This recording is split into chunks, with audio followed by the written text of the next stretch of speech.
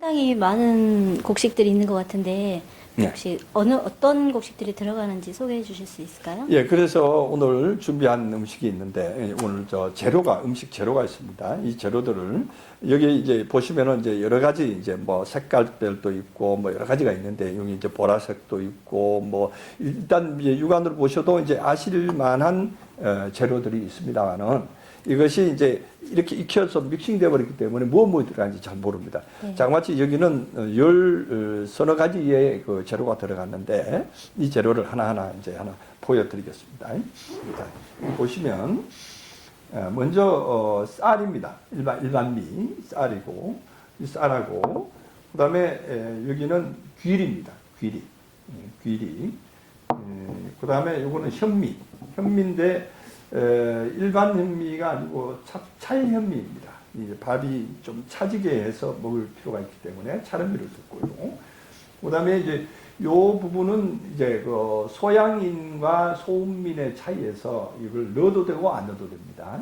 이게 소양인의 경우에는 이 볼입니다. 검정볼입니다. 검정볼이고 이제 소음인의 경우에는 검정볼을 넣지 않아도 됩니다. 예, 그다음에 이제 요거는 찹쌀.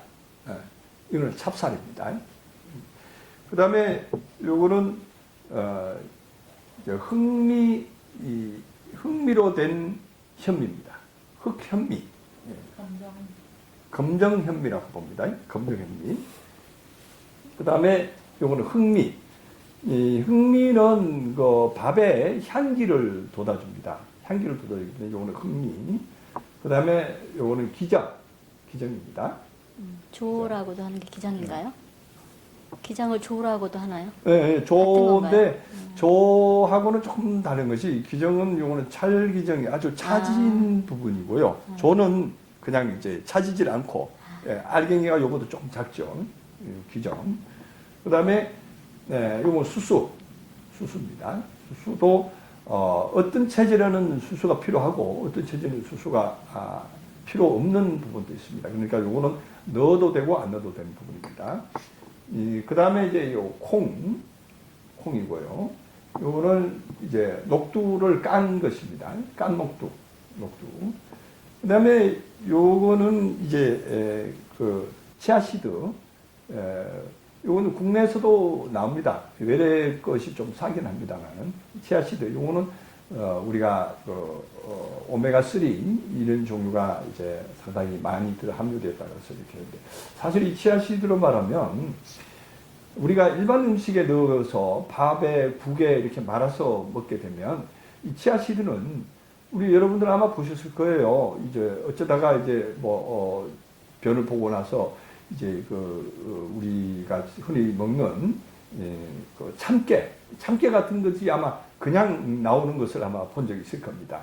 마찬가지로 치아시드는 알갱이에 적기 때문에 이거를 그냥 일반 밥하고 밥 먹듯이 그냥 대충 씹어서 넘기면은 이거는 그냥 나오고 맙니다. 그렇지만 제가 먹는 이 방법으로 아주 꼭꼭 씹어서 먹게 되면 치아시드도 아주 가루가 돼서 흡수가 될 수가 있습니다. 야, 그러니까 이렇게 이제 기본으로 하시고 이것을 먼저 이렇게 쌀 씻는 데다가 놓고 이제 밥통에다 넣고 씻혀서 이제 밥을 하실 때에 요가 지금 이렇게 이 정도 나와 있는 양은 10인분입니다.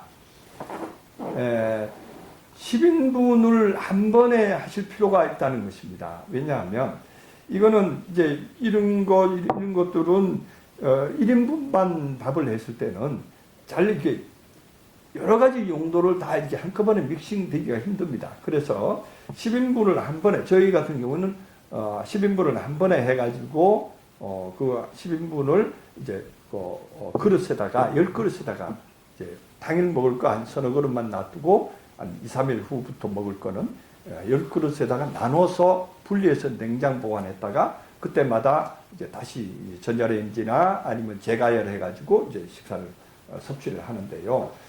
자, 이렇게 해서 한꺼번에 이제 밥솥에 넣고 식힌 다음에 이제 밥을 바로 이제 그 밥솥에 밥을 하기 직전에 요것이 들어갑니다. 요것이 뭐냐면 다시마를 이제 가루로 낸 겁니다.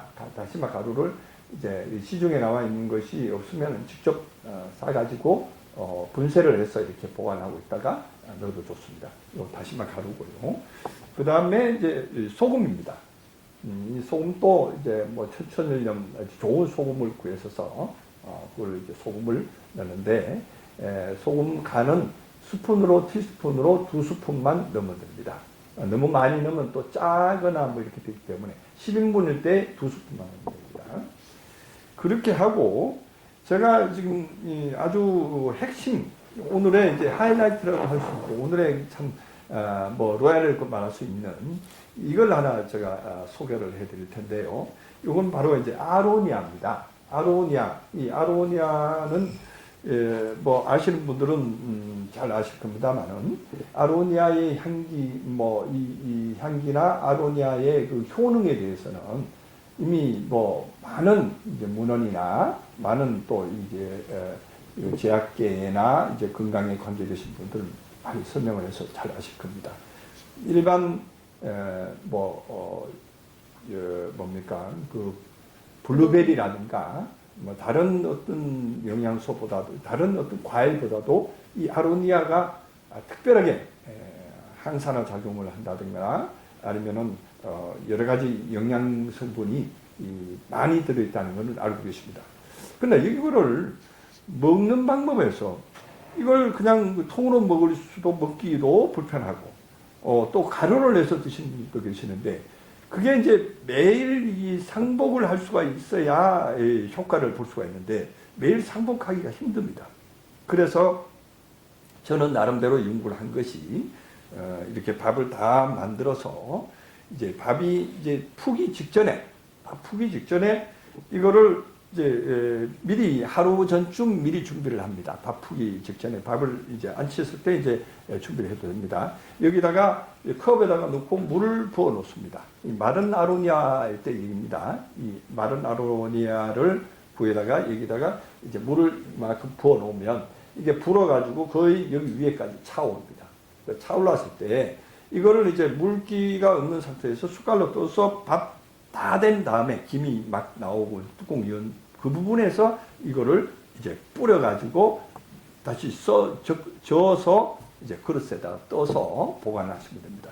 그러면 왜 그러면 아로니아를 밥을 할 때 같이 넣지 않고 지금 이제 마지막에 이제 풀 때 그때 넣느냐 하면 이 아로니아는 아주 영양도 좋고 다 좋지만 40도 이상 가열을 하게 되면은 이 안에 있는 영양이 파괴가 됩니다. 그래서 40도 이상 가열을 안 당하게 하기 위해서 불린 아로니아를 밥에다 넣고 믹서를 하면은 지금 보시는 이런 모양이 나옵니다. 여기 아로니아 둥지둥지 나오죠? 이렇게 군데군데 있는 이런 부분인데 이렇게 됐을 때 아로니아가 단맛을 내줘요. 아로니아를 흔히들 생과로 드셔보신 분들은 아로니아 떫어서 못 먹는다 뭐 이렇게 하시는데 아로니아를 이렇게 완전 태양에 완전 건조된 이 아로니아 같은 경우에는 밥에다 넣어서 먹으면 아주 단맛이 나요. 마치 건포도가 들어있는 맛처럼 새콤한 맛도 있고 단맛도 있어서 아주 입맛을 돋궈주는 그런 역할을 합니다.